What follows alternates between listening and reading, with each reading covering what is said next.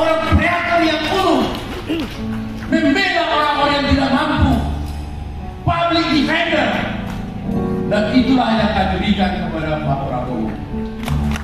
Izinkan kami kepada Prabowo, kepada calon Presiden Republik Indonesia dan juga tokoh Prabowo Indonesia, Bapak Prabowo Subianto, kalau disilakan. Kamu hadirin kami mohon untuk berdiri dan marilah kita bersama-sama bertepuk tangan.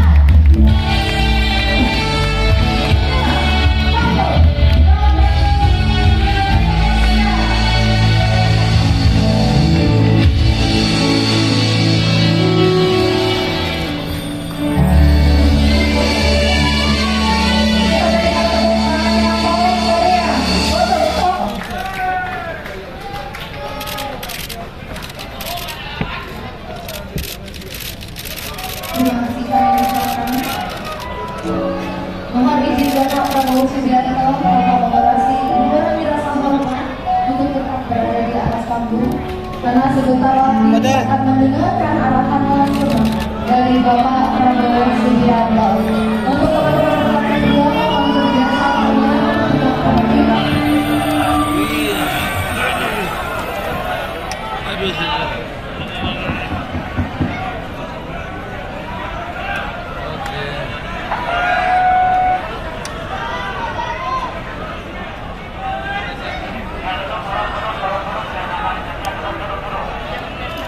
Bismillahirrahmanirrahim.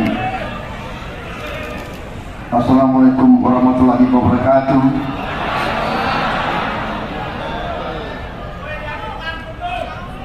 Selamat sore, salam sejahtera bagi kita sekalian. Shalom, Om Swastiastu, Namo Buddhaya, salam kebajikan. Saudara-saudara sekalian yang saya hormati dan yang saya banggakan, Ketua Umum Aliansi Advokat Indonesia, Saudara Otto Hasibuan beserta Ibu Otto Hasibuan, Ibu Norwati Damanik yang saya hormati, juga didampingi Yakob Hasibuan dan Jessica Mila,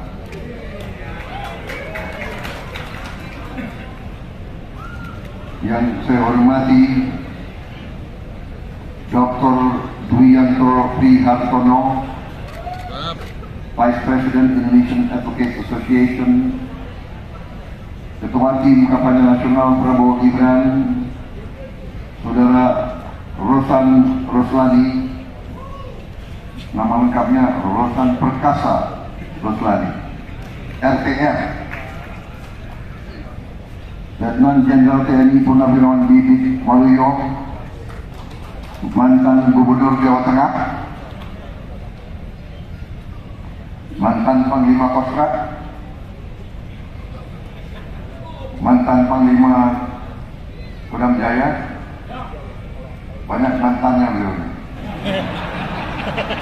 Senior saya di akademi dan di Timur waktu komandan batalion terkenal jago perang. Kemudian yang saya hormati dan yang saya banggakan, Bapak Oce Kalidis, luar biasa, advokat yang terkenal, pembela hak-hak rakyat.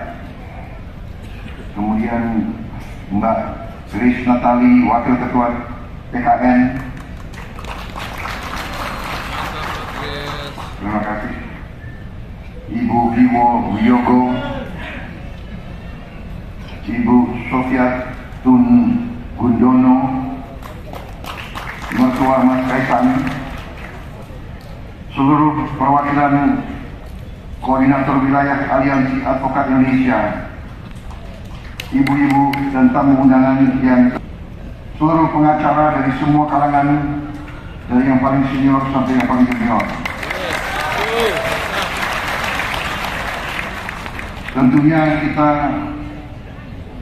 selalu bersyukur kehadiran Tuhan Maha Besar bagi umat Islam Allah Subhanahu wa Ta'ala.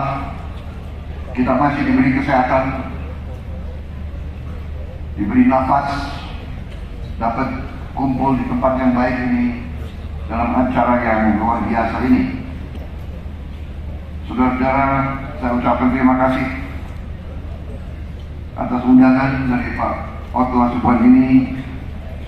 Terima kasih atas dukungan luar biasa ini yang saya tidak duga-duga. Saya terharu dengan dukungan ini semua dari seluruh Indonesia.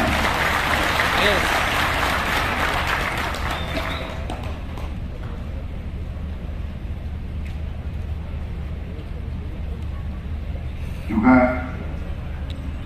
saya kaget, saya terharu tadi bisa lihat Wilfrida lagi.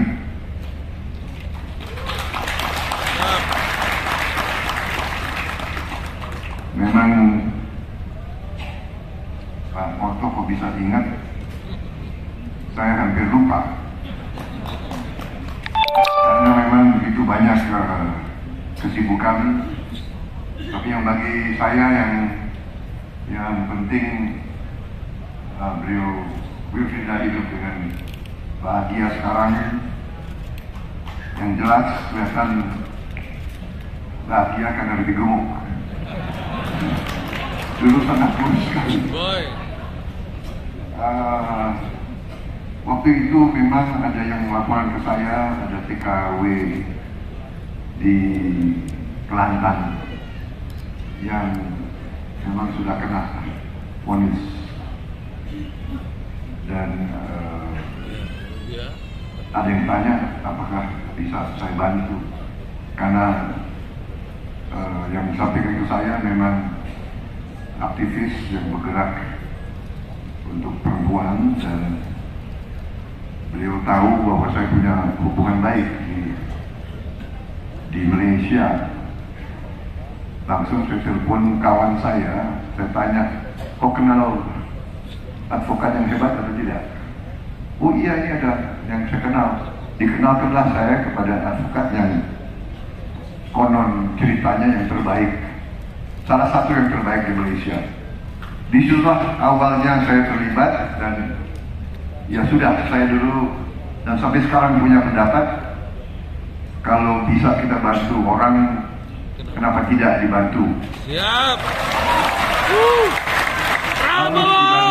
Harus dibantu.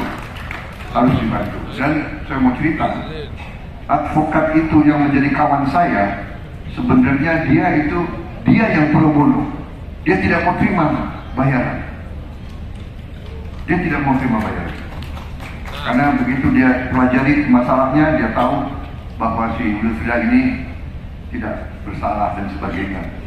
Walaupun begitu, saya nggak enak, harga diri sebagai bangsa Indonesia, ya.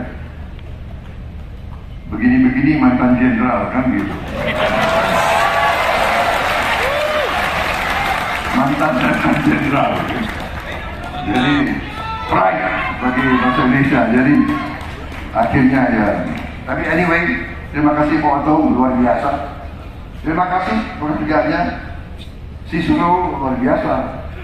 Saya diberi penghargaan, dinyatakan ya, seperti itu. Saudara-saudara sekalian, sekali lagi saya tambah semangat mendapat dukungan saudara-saudara sekalian. Siap. Konon ceritanya ada 4.000 advokat kumpul di sini, luar biasa. Yang saya tahu ini advokat ini kan orang pintar semua. Siap. Kalau 4.000 orang pintar, bagaimana jadinya itu? Aman. Katanya Pak Otto, benar atau tidak? Saya nggak tahu Pak Otto. Kalau 5 pengacara kumpul, pendapatnya ada 7. Katanya. Jadi terima kasih. Ini dorongan moral yang besar bagi saya. Kita tinggal kurang dari berapa? 20 hari lagi, 19 hari lagi. Sebentar lagi jadi 18 hari lagi. Jadi kita sekarang berada di suatu titik sebenarnya bangsa Indonesia patut bersyukur kondisi kita seperti ini. Saya tadi ketemu dengan beberapa orang dari Eropa menceritakan bahwa hari ini Gaza, semua gedung di Gaza sudah 85% hancur. Dari semua gedung di Gaza, menurut orang Eropa ini, laporan dia adalah 85% gedungnya sudah hancur, tinggal 15%. Dan perang ini akan terus.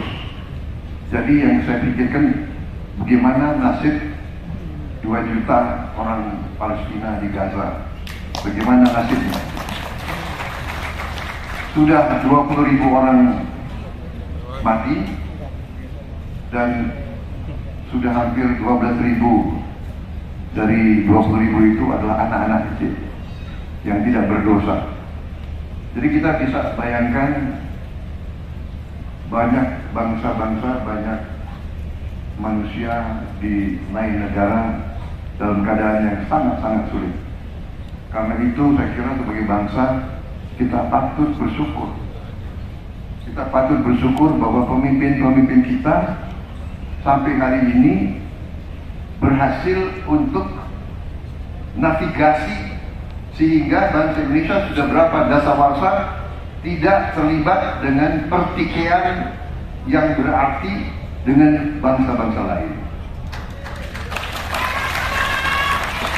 Saudara-saudara sekalian, kita kalau lihat juga akibat perang di mana-mana, perang di Eropa sekalipun,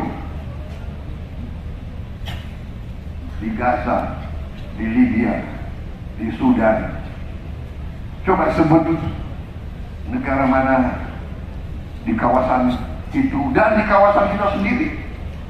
Di Myanmar sekarang ada 17 tentara yang saling berperang. 17.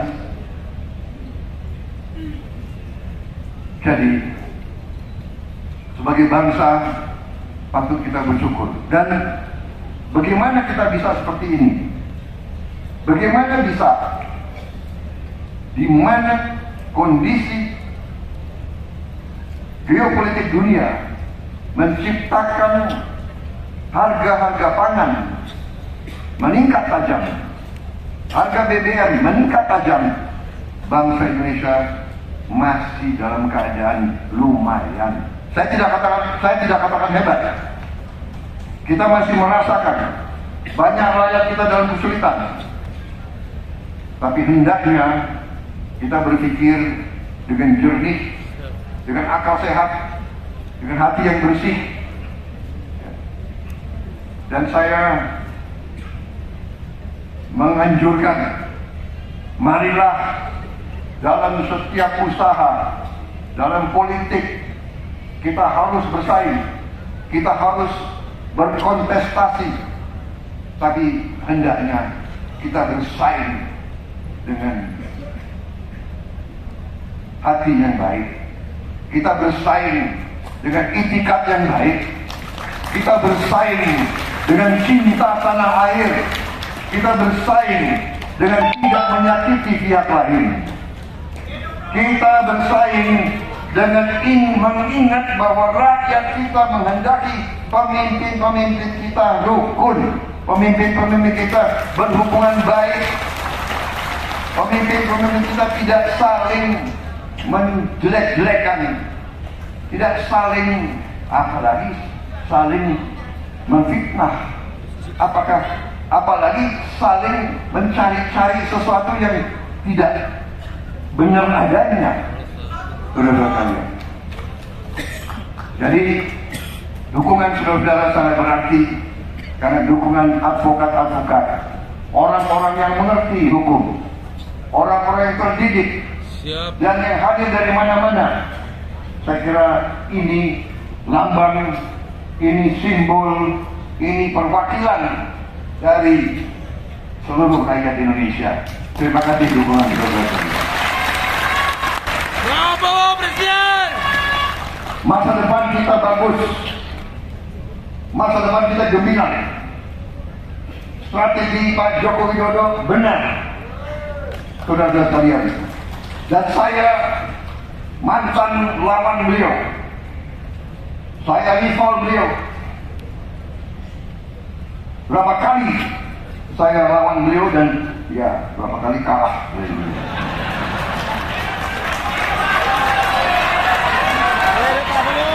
Tapi waktu saya kalah pun, boleh tanya beliau masih hidup. Waktu saya kalah yang pertama kali pun beliau datang ke rumah saya. Tidak banyak pemimpin yang punya itikat seperti itu. Saudara-saudara, biasanya orang Indonesia itu kalau menang, lawannya dihabisin. Betul? Kalau menang, rasain loh. Dia datang ke rumah saya.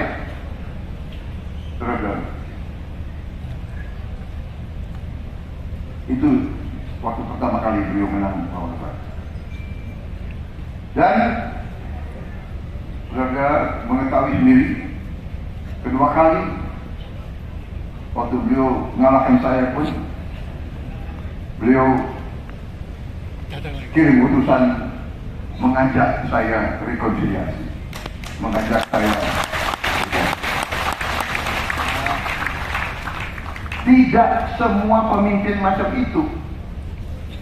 Coba berapa ratus pilkada, berapa ratus pemilihan bupati, pemilihan gubernur, ada yang menang datang ke rumah yang lawan, ya. Yang kalah, bahkan sering yang kalah pun tidak mau datang ke pelantikan yang menang. Betul tidak?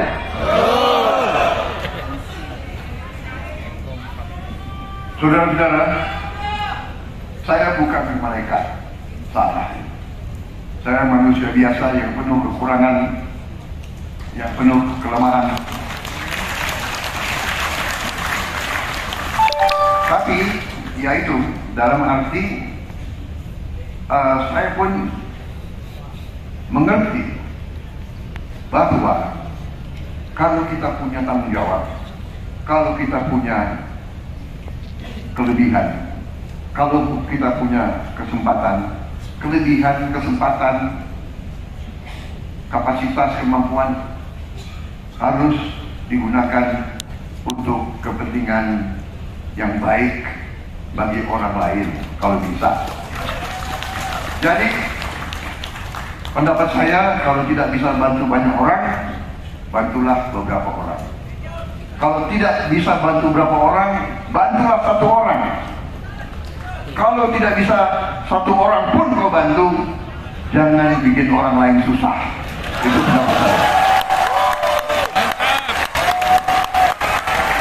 Dengan demikian, Pak Jokowi dan saya, kita telah memberi contoh. Kita berlawanan, kita berseberangan, kita bersaing, kita kontestasi. Kontestasinya pun bukan kontestasi etok-etok. Lumayan juga waktu itu, ya. Debat, saya debat sama Pak Jokowi. Tapi kalau Anda replay rekaman debat itu, Anda bisa lihat kita saling menghormati.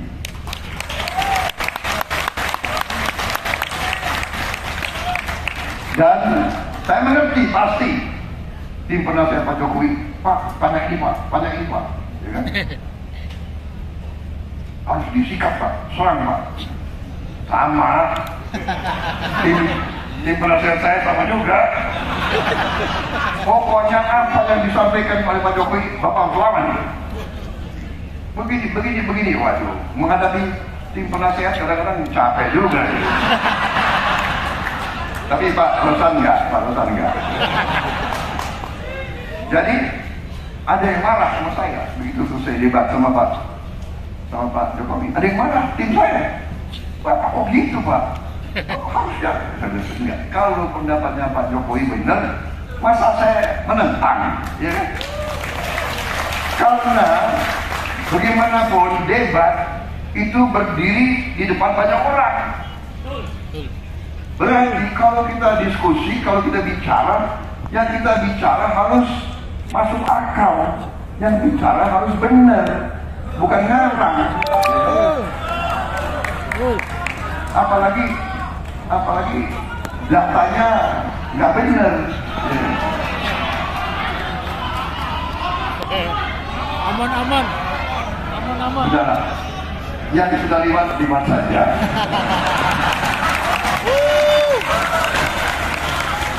Ini Pak Prabowo. Sorry ya. Luar biasa.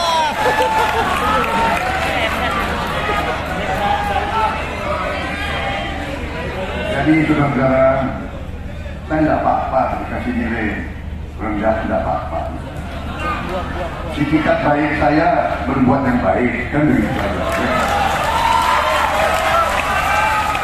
Tapi saya mengakui loh, selama hidup saya sekolah di mana-mana.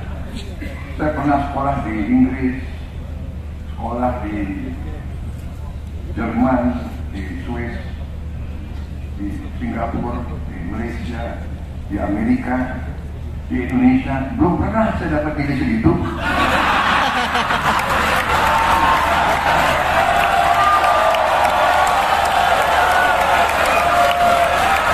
Jadi waktu itu dalam hati ya, aku bilang dalam hati kejam kali kau.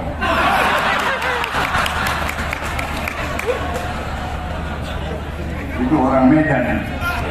Kalau orang Medan ngomongnya gitu, kejam kali kau. Hati-hati, saya ini ada TV nanti. Kalau orang Medan bilang, pala aku, kita apa dia? Hah? Pala. Tapi aku bukan orang Medan ngomong begitu, bukan saya. Jadi sudah nggak apa-apa, agak shock sedikit gitu. Tapi nggak apa-apa. Yang penting kalau orang Jakarta bahasa Betawi, ya kan, jawabannya harusnya emangnya lo siapa ya?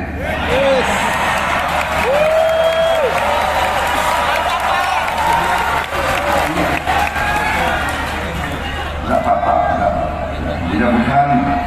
Mudah-mudahan saya berdoa orang pintar seperti itu sadar dan insaf.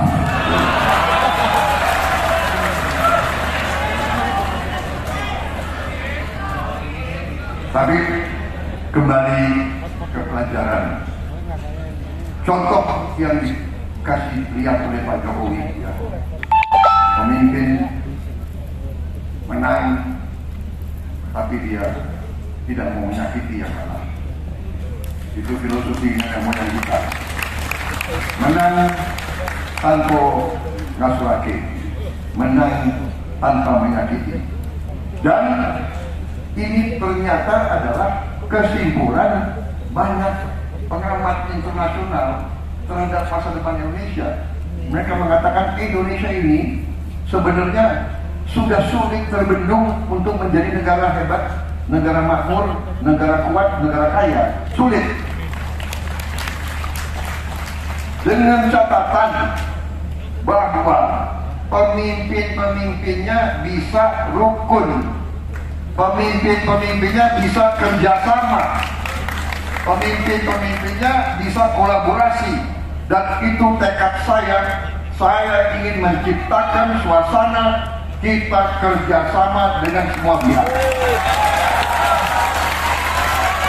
Kita kolaborasi dan kita nanti harus memimpin tanpa dengki, tanpa benci, tanpa dendam, tanpa salah sangka, tanpa buruk sangka, tanpa curiga-curigaan.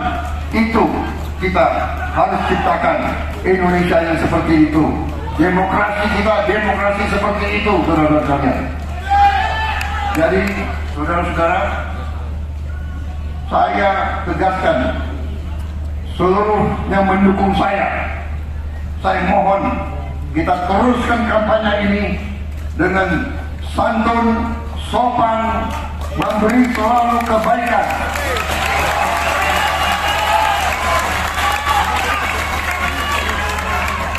Jangan mau diprovokasi.